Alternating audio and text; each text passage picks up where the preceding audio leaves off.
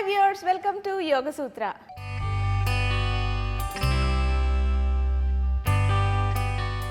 ఇవాల్టి మన యోగ సూత్రాలో కృష్ణ గారు ఏ ఆసనం నేర్పించబోతున్నారో ఇప్పుడు చూద్దాం.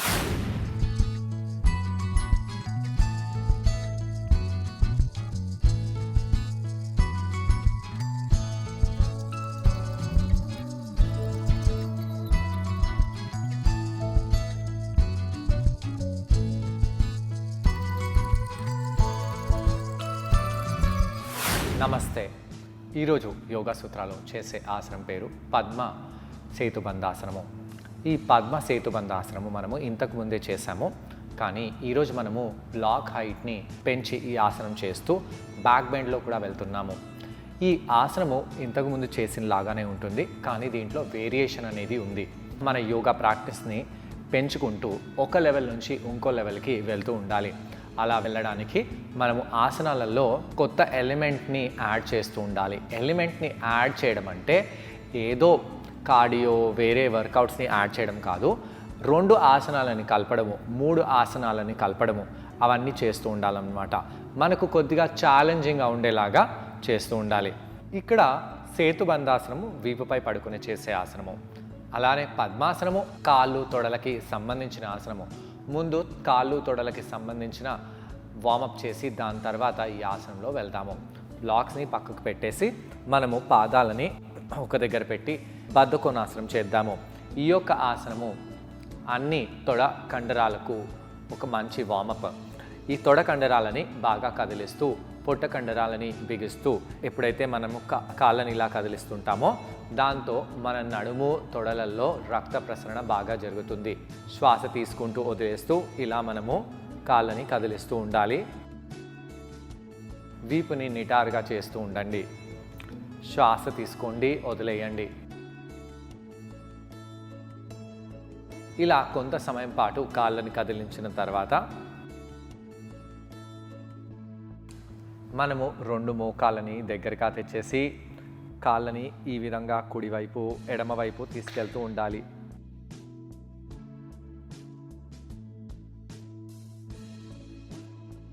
ఇలా కుడివైపు ఎడమవైపు తీసుకెళ్తూ ఉండాలి. దాని తర్వాత మనము హిండోలాసనం చేద్దాము. కుడి కాళ్ళని ఇలా పెట్టేసి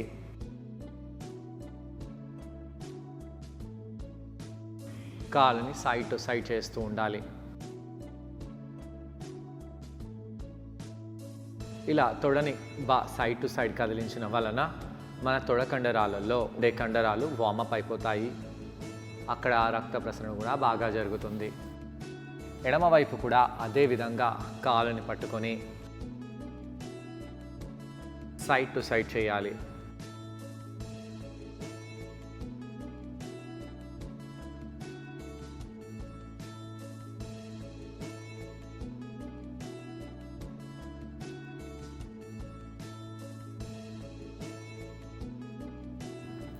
దీని తర్వాత మనము అర్ధ పద్మాసనం చేద్దాము.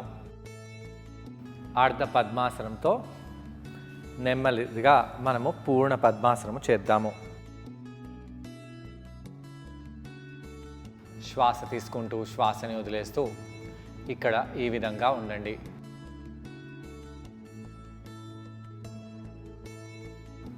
కొంత సమయం పాటు ఈ విధంగా ఉండి నెమ్మదిగా కాళ్ళని మార్చి పద్మాసనాన్ని ధరించాలి. కొంత సమయం పాటు కూర్చోండి. కాళ్ళల్లో తొడలలో ఎలా అనిపిస్తుందో గమనించాలి.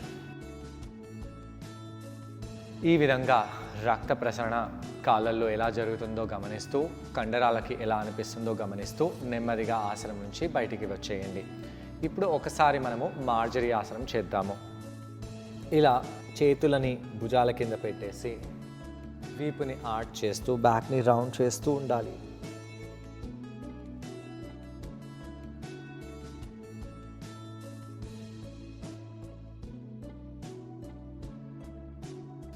ఇక్కడ ఈ యొక్క వెన్నుముక్క కింది భాగంలో వంపు బాగా వచ్చేలాగా చూడండి. కొంత సమయం పాటు ఇక్కడ ఇలానే ఉండి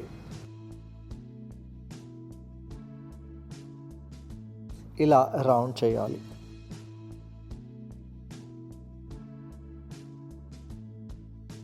మళ్ళీ వీపుని ఆర్చ్ చేద్దాము.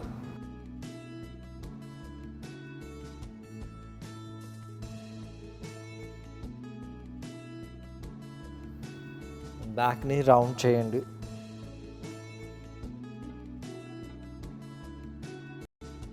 ఇలా కొన్నిసార్లు చేసి ఈసారి పద్మాసనంలో వెళ్దాము. పద్మాసనంలో రండి. ఇక్కడి నుంచి మనము మోకాళ్ళపై వచ్చేద్దాము. మోకాళ్ళపై పద్మాసనంలో వచ్చి మార్జరీ ఆసనం చేయాలి.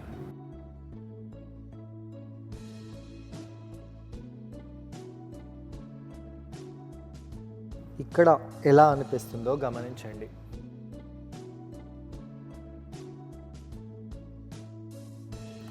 దీని తర్వాత నెమ్మదిగా మనము బయటికి వచ్చేసి వీపుపై పడుకోవాలి. ఇలా కాళ్ళని పద్మాసనంలో పెట్టి వీపుపై పడుకోవడము అందరితో కాదు. ఇలా పడుకోవాలంటే మీ యొక్క నడుము తొడలల్లో ఉండే కండరాలు బాగా ఫ్లెక్సిబుల్గా ఉండాలి. ఫస్ట్ అయితే పద్మాసనమే మనకు కష్టంగా అనిపిస్తుంది. రెండోది పద్మాసనం తర్వాత మార్జరీ ఆసనం అలా చేయాలి అంటే చాలా కష్టంగా ఉంటుంది. మూడోది ఇలా పడుకోవాలి, సుప్త పద్మాసనంలో పడుకోవాలంటే కష్టంగా భావిస్తాము. దీని తర్వాత మనము మన పృష్ఠ భాగాలని పైకి లేపుతూ అక్కడ ఈ హైట్లో, ఈ జీరో హైట్ కాదండి, మీడియం హైట్ కూడా కాదు, మ్యాక్సిమం హైట్లో మన నడుముని పైకి లేపబోతున్నాము. దానికంటే ముందు ఒకసారి ఇలా కాళ్ళని వదిలేసేయండి. ఒకసారి మనము బ్రిడ్జ్ పాస్చర్లో వెళ్దాము, సేతుబంధాసనంలో వెళ్దాము. సేతుబంధాసనంలో ఎలా అనిపిస్తుందో గమనిస్తూ కొంత సమయం పాటు ఉండండి.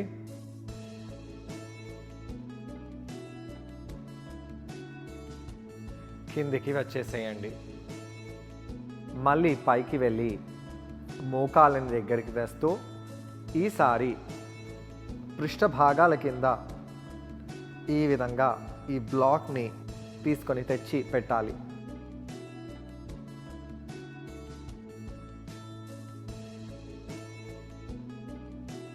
ఎలా అనిపిస్తుందో గమనించండి.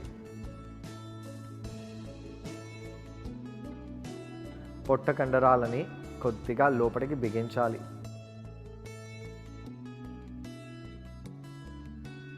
అయితే ఇక్కడ నుంచి ఈ విధంగా నేను పద్మాసనంలో వెళ్తాను. ఇది కొద్దిగా కష్టము. మీరు ఇక్కడి నుంచి పద్మాసనంలో వెళ్ళడానికి ప్రయత్నించకూడదు. బ్లాక్ని పట్టుకోండి, ఎందుకంటే బ్లాక్ కింద పడిపోయే ప్రమాదం ఉంది. నెమ్మదిగా మీతో ఎంత అవుతే అంత ఈ మోకాలని దించాలి. నా వీపులో నడుములో ఫ్లెక్సిబిలిటీ ఉంది కాబట్టి నేను ఇంత నా మోకాలని కిందికి తీసుకొని రాగలుగుతున్నాను. కావాలంటే నా కాళ్ళని కూడా నేను పట్టుకొని చేయగలుగుతాను, కానీ బ్లాక్ తప్పి కింద పడిపోయే ప్రమాదం ఉంటుంది కాబట్టి మీరు బ్లాక్ని పట్టుకొని ఈ ఆసనాన్ని చేయండి. ఇలా కొంత సమయం పాటు ఉండండి. ఇక్కడ ఈ యొక్క వెన్నుముక్క భాగంలో అతి తీవ్రంగా మనకు ప్రభావం పడుతుంది. అలా పడకుండా ఉండాలంటే మోకాళ్ళని ఇలా పెట్టవచ్చు. మీరు అంత డీప్ స్ట్రెచ్ని తట్టుకోలేరంటే ఇక్కడ ఉండండి.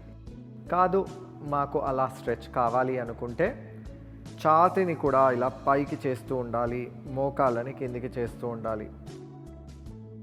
అలా చేసి నెమ్మదిగా కాళ్ళని వదిలేసేయండి,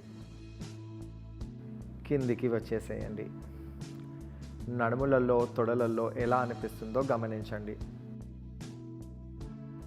ఈ విధంగా కొంత సమయం పాటు ఉన్న తర్వాత పృష్ఠ భాగాలని పైకి లేపి ఈ బ్లాక్ని పక్కకు పెట్టేసి నడుముని కిందికి తీసుకొని రావాలి. ఈసారి మనము హాఫ్ హ్యాపీ బేబీ ఈ విధంగా మోకాలని చేతులతో పట్టి పొట్ట వైపు లాగాలి.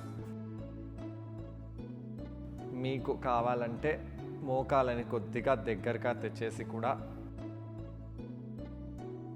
ఈ విధంగా చేతులని ఇంటర్లాక్ చేయవచ్చు. టోస్ని ముందుకు చేయాలి. లోవర్ బ్యాక్ మాత్రం కంపల్సరీగా మ్యాట్పై ఉండాలి.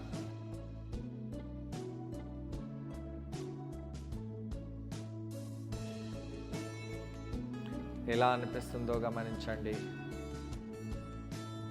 ఇది కౌంటర్ ఆసనము. కావాలంటే మనము ఈ విధంగా ట్విస్ట్ కూడా చేసుకోవచ్చు.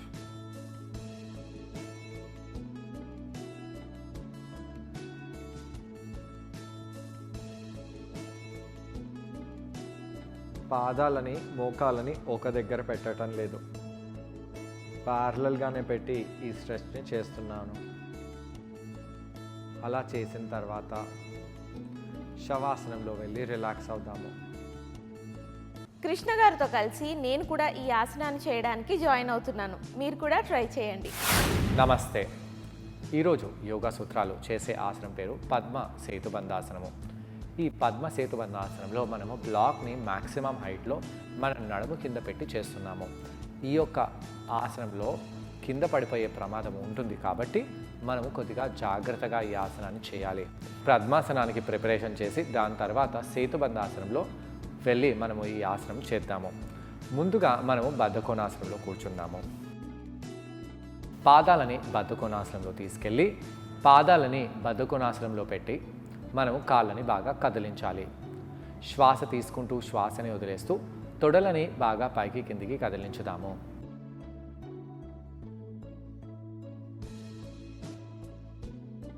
శ్వాస తీసుకుంటూ శ్వాసని వదిలేస్తూ ఇలా కొంత సమయం పాటు ఉండండి.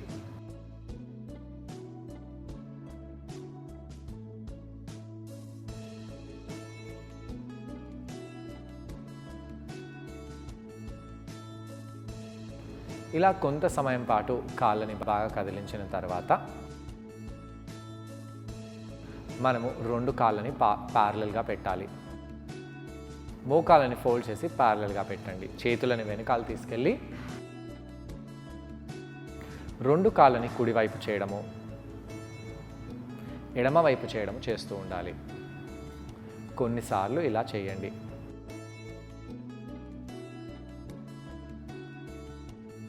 ఇలా కొన్నిసార్లు చేసిన తర్వాత కాళ్ళని సూటిగా చేసి మనము దూరంగా చేసి చేతులతో కాళ్ళని తాకుదాము. రెండు చేతులని పైకి పెట్టేసి తీసుకెళ్ళి ఫార్వర్డ్గా కుడివైపు బెండ్ అవ్వండి. శ్వాస తీసుకొని ఎడమవైపు బెండ్ అవ్వాలి. ఇన్హేల్ చేస్తూ కుడివైపు బెండ్ అవ్వడము. ఇన్హేల్ చేసి పైకి వచ్చి ఎక్సేల్ చేస్తూ ఎడమవైపు బెండ్ అవ్వడము. శ్వాస తీసుకొని చేతులని పైకి చేయడము. శ్వాస వదిలేసి ఫార్వర్డ్గా బెండ్ అవ్వడము చేయాలి. ఇలా రెండు వైపులా మీరు ఆసనాన్ని చేసిన తర్వాత మనము కుడి కాలుని హిండోలాసనంలో తీసుకెళ్ళాలి. కుడి కాలుని మనము హిండోలాసనంలో తీసుకెళ్ళి కాలుని మోకాలు హైట్లో మడమని మోకాలు హైట్లో పైకి తీసుకెళ్ళాలి. కొంత సమయం పాటు ఇక్కడ అలానే ఉండండి. కొన్ని నిమిషాల పాటు తర్వాత కాలుని బాగా కదిలించాలి.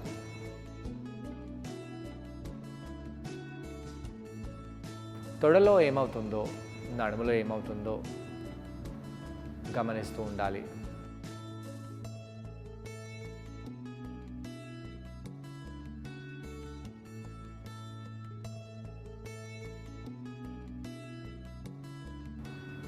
కుడి కాలుని స్ట్రైట్ చేసి ఎడమ కాలుని మనము ఇదే ఆసనంలో తీసుకెళ్దాము.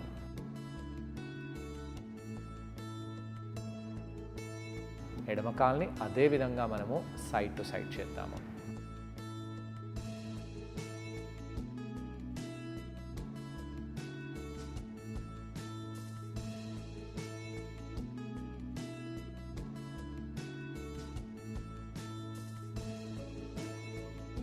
ఇలా చేసిన తర్వాత 2 కాళ్ళని కింద పెట్టేసేయండి, షేక్ చేయండి.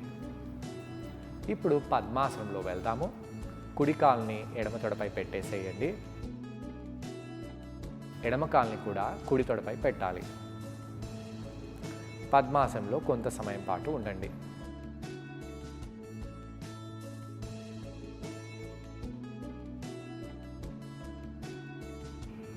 కాళ్ళని మార్చుదాము.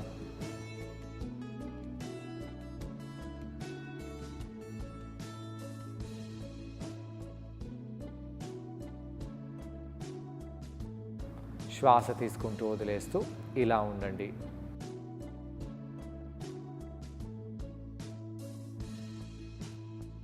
పద్మాసనంలో కాళ్ళని తీసుకెళ్ళి వీపుపై పడుకోవాలి. ఇలా వీపుపై పడుకొని కొంత సమయం పాటు ఉండండి. శ్వాస తీసుకుంటూ శ్వాసని వదిలేస్తూ ఆ కాళ్ళని మనము ఫోల్డ్ చేద్దాము.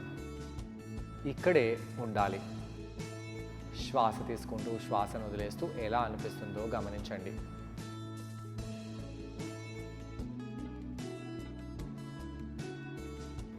ఇలా కొంత సమయం పాటు ఉన్న తర్వాత కాళ్ళను వదిలేసేయండి. ఇప్పుడు పాదాలని మ్యాట్పై ప్రెస్ చేసి పృష్ఠ భాగాలని పైకి చేస్తూ మనము సేతుబంధాసనం చేద్దాము. సేతుబంధాసనంలో కాళ్ళు ప్యారలల్గా ఉండాలి, తొడలు ప్యారలల్గా ఉండాలి, మోకాళ్ళు ప్యారలల్గా ఉండాలి. శ్వాస తీసుకుంటూ శ్వాసను వదిలేస్తూ ఇక్కడ ఉండాలి.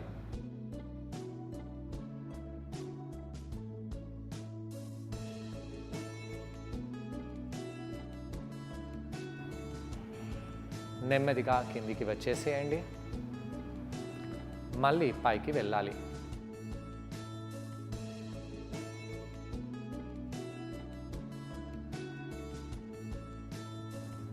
కిందికి వచ్చేసేయండి. ఈ విధంగా పైకి కిందికి కొన్నిసార్లు వెళ్ళిన తర్వాత ఇక్కడ నుంచి మనము సర్వాంగాసనంలో వెళ్దాము. నెమ్మదిగా కాళ్ళని పద్మాసనంలో తీసుకెళ్దాము. ఈ విధంగా నడుము కింద బ్లాక్ని సపోర్ట్ చేస్తూ పద్మ సర్వాంగాసనంలో వెళ్ళి ఇక్కడి నుంచి ఈ కాళ్ళని అటువైపు తీసుకెళ్ళాలి. ఇది అందరికీ సాధ్యం కాదు. బ్యాక్లో ఫ్లెక్సిబిలిటీ ఉండాలి. ఎంత వీలవుతే మీరు అంత ఈ ఆసనాన్ని చేయండి. అక్కడే ఉండండి. ఆసనంలో వెళ్ళాలని చెప్పి ఇంజురీ చేసుకోకూడదు. ఇలా మనం కొంత సమయం పాటు ఉండి దాని తర్వాత బ్లాక్ని తీసేయాలి. చూసారుగా, ఈ ఆసనం పేరు పద్మసేతు బంధాసనం. ఈ ఆసనాన్ని మనం బ్లాక్ సహాయంతో చేస్తున్నాం. ఈ ఆసనం చేయడం వల్ల తొడలపై మంచి ప్రభావం పడుతుంది. నడుము ఫ్లెక్సిబుల్ గా అవుతుంది. వీపు కండరాలు బాగా స్ట్రెచ్ అవుతాయి. అలాగే పొట్ట కండరాలపై మంచి ప్రభావం చూపిస్తుంది. నడుములో తీవ్రమైన స్ట్రెచ్ వస్తుంది. ఛాతీ బాగా ఎక్స్పాండ్ అవుతుంది. ముఖ్యంగా లోవర్ బ్యాక్ కి ఆసనం చాలా బాగా మేలు చేస్తుంది. బ్లాక్ని తీసేసి మనము ఆసనం నుంచి బయటికి వచ్చేయాలి. మళ్ళీ ఒకసారి మనము సేతుబంధాసనంలో వెళ్దాము. ఎలా అనిపిస్తుందో గమనించండి. దాని తర్వాత కిందికి వచ్చేసి 2 మోకాళ్ళని కుడివైపు చేయడము,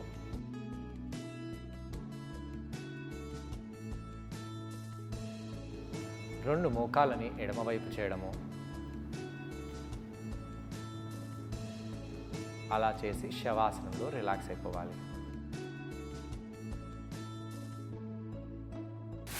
ఇలా ఈ ఆసనానికి కౌంటర్ చేయడం వల్ల తొడలు, నడుము మరియు వీపు కండరాలు బాగా స్ట్రెచ్ అయ్యి రిలాక్స్ అవుతాయి.